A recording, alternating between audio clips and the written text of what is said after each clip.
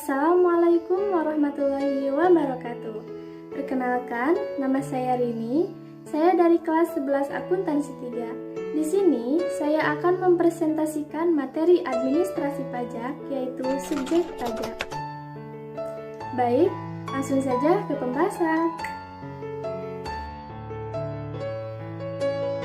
Pada pasal 2 ayat 1 dan 1A meliputi yang pertama orang pribadi, yang kedua warisan yang belum terbagi sebagai satu kesatuan yang bersifat menggantikan yang berhak, yang ketiga badan, dan yang keempat bentuk usaha tetap atau BUT merupakan subjek pajak yang perlakuan pajaknya dipersamakan dengan subjek pajak.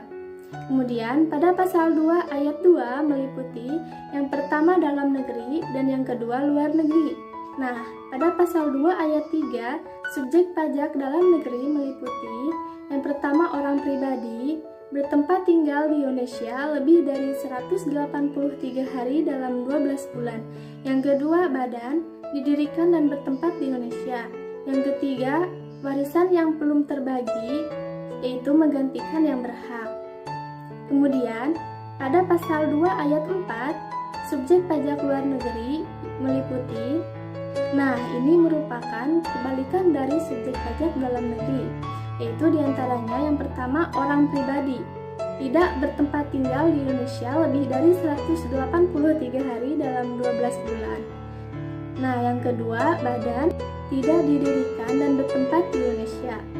Pada pasal 2 ayat 5, bentuk usaha tetap atau BUT meliputi yang pertama orang pribadi sebagai subjek pajak LN, yang kedua badan sebagai subjek pajak LN.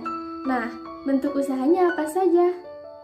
Bentuk usahanya diantaranya tempat kedudukan manajemen, cabang perusahaan, kantor perwakilan, gedung kantor, pabrik, gudang, dan lain-lain.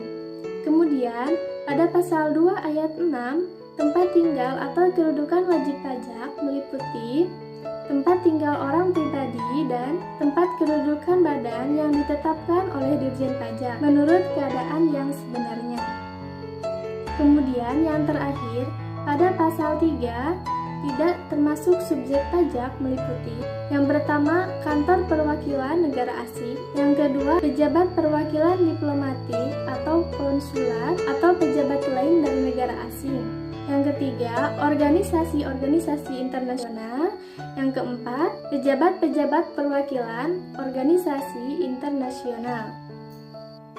Baik, sekian yang bisa saya sampaikan pada kesempatan kali ini. Semoga bermanfaat dan mohon maaf apabila terdapat kesalahan dalam penyampaiannya.